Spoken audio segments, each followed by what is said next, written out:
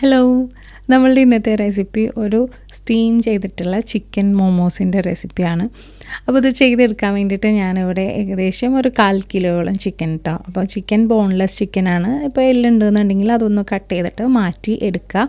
അപ്പോൾ അതൊക്കെ എടുത്ത് വെച്ചിട്ടുണ്ട്. ഇനി നമുക്കതിൻ്റെ മാവ് ഒന്ന് റെഡിയാക്കി എടുക്കണം. അതിന് വേണ്ടിയിട്ട് 2 കപ്പ് അളവിൽ മൈദയാണ് ഞാൻ എടുത്തേക്കുന്നത്. അതിലേക്ക് ആവശ്യത്തിന് ഉപ്പ് കൂടി ചേർത്ത് കൊടുക്കുകയാണ്. അപ്പോൾ ഉപ്പ് കൂടി ചേർത്തിട്ട് നമുക്ക് നന്നായിട്ടൊന്ന് മിക്സ് ചെയ്ത് കൈകൊണ്ട് തന്നെ ഒന്ന് മിക്സ് ചെയ്തിട്ട് കൊടുക്കാം. അത് കഴിഞ്ഞിട്ട് നമുക്കിതിലേക്ക് ആവശ്യത്തിന് സാധാരണ പച്ചവെള്ളം കൊണ്ട് തന്നെ ഞാൻ ചപ്പാത്തി മാവൊക്കെ കുഴക്കില്ലേ ആ ഒരു പരുവത്തിൽ നമ്മളിത് നന്നായിട്ടൊന്ന് കുഴച്ചെടുക്കാൻ പോവുകയാണ്. അപ്പോൾ ഇതുപോലെ ഒന്ന് കുഴച്ചെടുത്തിട്ട് കുറച്ച് നേരം ഒന്ന് റെസ്റ്റ് ചെയ്യാൻ വെക്കുക. അതാകുമ്പോൾ ആ മാവൊക്കെ ഒന്ന് നന്നായിട്ട് വെള്ളമൊക്കെ പിടിച്ചിട്ട് നല്ല സോഫ്റ്റായിട്ട് കിട്ടും. അപ്പോൾ അതൊന്ന് മാറ്റി വെക്കുക. വേണമെന്നുണ്ടെങ്കിൽ ഹാർഡായി പോവാതിരിക്കാൻ വേണ്ടി ഒരല്പം ഓയിലൊന്ന് ഇതിൻ്റെ മുകളിലൊന്ന് സ്പ്രെഡ് ചെയ്തേക്കാം കേട്ടോ. ഇനി ഇതൊന്ന് മാറ്റി വെച്ചിട്ട് ആ ഒരു സമയം കൊണ്ട് നമുക്കിതിലേക്കുള്ള ചിക്കനൊക്കെ ഒന്ന് റെഡിയാക്കി എടുക്കണം. അതിന് വേണ്ടിയിട്ട് ചിക്കൻ ചെറിയ പീസായിട്ട് കട്ട് ചെയ്തിട്ട് ഞാൻ മിക്സിയുടെ ചെറിയ ജാറിലിട്ടിട്ട് നന്നായിട്ടൊന്ന് അരച്ചെടുത്തേക്കാണ് കേട്ടോ.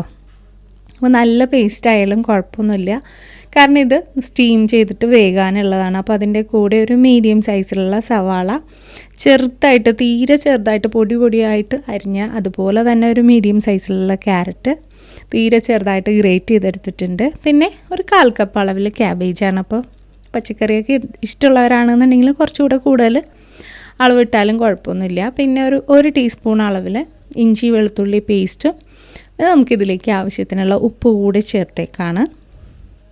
ഇനി നമുക്കിതിലേക്ക് മുളക് പൊടിയാണ് ചേർക്കുന്നത്.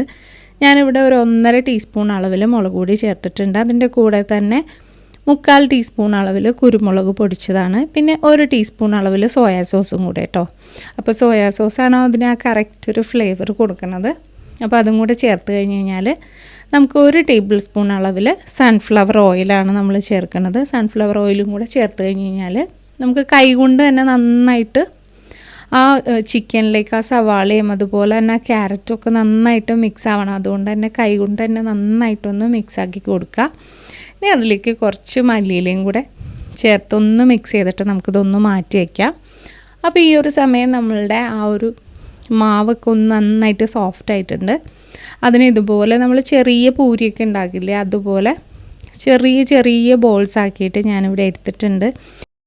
ഇനി നമുക്ക് ഇതിൽ നിന്ന് ഓരോ ബോൾസ് എടുത്തിട്ട് ഇതുപോലെ ഒന്ന് പരത്തിയെടുക്കണം. അപ്പോൾ പരത്തിയെടുക്കുമ്പോൾ മാക്സിമം പൊടി വളരെ കുറച്ച് യൂസ് ചെയ്യുക. അല്ലാന്നുണ്ടെങ്കിൽ നമ്മളുടെ കയ്യിൽ പത്തിരിയുടെ പ്രസ്സൊക്കെ ഉണ്ടെന്നുണ്ടെങ്കിൽ ഒരല്പം ഓയിലൊന്ന് ബ്രഷ് ചെയ്തിട്ട് ആ പത്തിരി പ്രസ്സിൽ വെച്ചിട്ട് ഇതുപോലെ ഒന്ന് നെക്കിയെടുത്താൽ മതി. ഞാനിപ്പോൾ അങ്ങനെയാണ് ചെയ്തേക്കുന്നത്. അതുകൊണ്ട് തന്നെ ഒട്ടും പൊടി ഞാൻ യൂസ് ചെയ്തിട്ടില്ല. ഇനി അതിലേക്ക് നമുക്ക് ആവശ്യത്തിന് ഫില്ലിങ് വെച്ച് കൊടുക്കുക.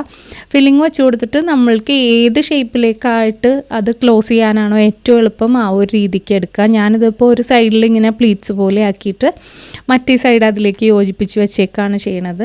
കൂടുതൽ എളുപ്പം എനിക്ക് തോന്നിയത് നമ്മൾ കിഴിയൊക്കെ ഉണ്ടാക്കിയില്ല, ഇങ്ങനെ പ്ലീറ്റ്സ് ഞെറിഞ്ഞെടുത്തിട്ട് ഫുള്ളായിട്ട് ക്ലോസ് ചെയ്യണ ആ ഒരു രീതിയിൽ എടുക്കലായിരിക്കും കൂടുതൽ നല്ലത്. പിന്നെ അരികു ഒട്ടാൻ വേണ്ടി പ്രയാസം ഉണ്ടെന്നുണ്ടെങ്കിൽ അരികു മാത്രം കുറച്ച് വെള്ളം ഒന്ന് നനച്ച് കൊടുക്കുക. ഒരുപാട് വെള്ളമൊന്നും യൂസ് ചെയ്തിട്ടില്ല, വളരെ കുറച്ച് മാത്രമേ വെള്ളം ഒന്ന് സൈഡ് ഭാഗം ഒന്ന് മാത്രം നനച്ച് കൊടുത്താൽ മതിയാവും. അതാകുമ്പോൾ പെട്ടെന്ന് അങ്ങോട്ടും ഇങ്ങോട്ടും ഇത് ഒട്ടിക്കിട്ടിക്കോളും. പിന്നെ നമ്മൾ ഇതുപോലെ ഷേപ്പാക്കി ഒരു പരന്ന പാത്രത്തിൽ വെക്കുമ്പോൾ എപ്പോഴും ആ പാത്രം താഴ്ഭാഗം ഒന്ന് എണ്ണ കൊണ്ടിട്ട് ഒന്ന് ബ്രഷ് ചെയ്തിട്ട് വെക്കാൻ ശ്രദ്ധിക്കുക. പിന്നെ ഈ ഷേപ്പുകൾ പരസ്പരം മുട്ടരുത്, കാരണം മൈദ ആയതുകൊണ്ട് തന്നെ ഈ പാത്രത്തിൻ്റെ അടിയിൽ എണ്ണ ഇല്ലയെന്നുണ്ടെങ്കിൽ അത് അടിയിൽ ഒട്ടിപ്പിടിക്കാൻ നമ്മൾ പിന്നീട് അത് എടുക്കുമ്പോൾ അതിങ്ങോട്ട് വലിഞ്ഞ് പോരാൻ ചാൻസ് ഉണ്ട്. പിന്നെ പരസ്പരം മുട്ടിക്കഴിഞ്ഞ് കഴിഞ്ഞാൽ അവിടെയും പൊട്ടിപ്പോകാനുള്ള ചാൻസ് ഉണ്ട്. അപ്പോൾ പരത്തി വെക്കുമ്പോഴും ഷേപ്പാക്കി വെക്കുമ്പോഴൊക്കെ ഒന്ന് ശ്രദ്ധിച്ചേക്കാം. പിന്നെ ഇതുപോലെ നമ്മൾ ഇഡ്ഡലി തട്ടിലാണ് ചെയ്യണത്. അപ്പോൾ ഇഡ്ഡലി തട്ടിൽ ചെയ്യുമ്പോഴും ഓരോ ഹോളിലും നമ്മൾ ഇതുപോലെ എണ്ണ ഒന്ന് ബ്രഷ് ചെയ്തിട്ട് വേണം ഇതൊന്ന് വെക്കാൻ വേണ്ടിയിട്ട്. അല്ലാന്നുണ്ടെങ്കിൽ അടിഭാഗം വല്ലാണ്ട് അങ്ങോട്ട് ഒട്ടിയിരിക്കും. അപ്പോൾ അതൊന്ന് ശ്രദ്ധിച്ചേക്കാം. ഇനി നമുക്കിതൊന്ന് സ്റ്റീം ചെയ്തെടുക്കണം. അപ്പോൾ സ്റ്റീം ചെയ്തെടുക്കാൻ വേണ്ടിയിട്ട് ഞാൻ നന്നായിട്ട് ആവി വന്നു കഴിഞ്ഞിട്ടാണ് വെച്ചത്. അത് കഴിഞ്ഞൊരു 10 മിനിറ്റ് ഫുൾ ഫ്ലെയിമിൽ, പിന്നെ ഒരു 15 മിനിറ്റ് മീഡിയം ഫ്ലെയിമിൽ വെച്ചിട്ട് നന്നായിട്ടൊന്ന് കുക്ക് ചെയ്തെടുക്കുകയാണ് ചെയ്യുന്നത്. പിന്നെ നമ്മൾ ഇതിലേക്ക് റോ ആയിട്ടുള്ള ചിക്കനൊക്കെയാണ് വെച്ചേക്കുന്നത്. അതുകൊണ്ട് തന്നെ കുറച്ചധികം നേരം കുക്ക് ചെയ്യാനായിട്ട് വേണം. ഇപ്പോൾ ഏകദേശം എല്ലാം കഴിഞ്ഞിട്ട് ഞാനിതൊന്ന് താഴെ ഇറക്കി വെച്ചിട്ടുണ്ട്. അപ്പോൾ നമ്മുടെ മോമോസൊക്കെ ഇവിടെ റെഡി ആയിട്ടുണ്ട്. അപ്പോൾ ഈ ഒരു പരുവത്തിൽ നമ്മൾക്ക് ഇങ്ങനെ തന്നെ കഴിക്കാൻ ഇഷ്ടമുള്ളവർക്കാണെന്നുണ്ടെങ്കിൽ ഇങ്ങനെ തന്നെ കഴിക്കാം. അല്ലാന്നുണ്ടെങ്കിൽ ഒരല്പം ചൂടൊന്ന് മാറിയതിന് ശേഷം ഫ്രൈ ചെയ്തിട്ട് കഴിക്കാനാണെന്നുണ്ടെങ്കിലും സൂപ്പറാണ്. അപ്പോൾ ഫ്രൈ ചെയ്തിട്ട് എല്ലാവരും ഫ്രൈ ചെയ്തിട്ട് കഴിക്കാൻ ഇഷ്ടപ്പെടുന്നവരായിരിക്കില്ല, മാക്സിമം ഫ്രൈ ഒഴിവാക്കാൻ ശ്രമിക്കുന്നവരായിരിക്കും. അപ്പോൾ അവർക്ക് തീർച്ചയായിട്ടും ഈ ഒരു പരുവത്തിൽ തന്നെ ടൊമാറ്റോ കെച്ചപ്പിൻ്റെ കൂടെ അല്ലാന്നുണ്ടെങ്കിൽ ഒരു ചെറിയ തക്കാളി ചട്നിയുടെ കൂടെയൊക്കെ ആണെന്നുണ്ടെങ്കിലും കഴിക്കാൻ നല്ലൊരു ടേസ്റ്റുള്ള ഒരു സംഭവമാണ്. അപ്പോൾ തീർച്ചയായിട്ടും ട്രൈ ചെയ്ത് നോക്കുക. ട്രൈ ചെയ്ത് നോക്കിയിട്ട് ഫീഡ്ബാക്ക് അറിയിക്കുക. അതുപോലെ തന്നെ ആദ്യമായിട്ട് കാണുന്നവരാണെന്നുണ്ടെങ്കിൽ നമ്മുടെ ഈ പേജ് ഒന്ന് ലൈക്ക് ചെയ്തിട്ട് നിങ്ങളുടെ ഫ്രണ്ട്സിനും ഫാമിലി മെമ്പേഴ്സിനൊക്കെ ഒന്ന് ഷെയർ ചെയ്ത് കൊടുക്കുക കേട്ടോ. അപ്പോൾ വീണ്ടും ഇതുപോലെ മറ്റൊരു വീഡിയോ ആയിട്ട് ഇനിയും കാണുന്നവരെ stay safe, take care, by.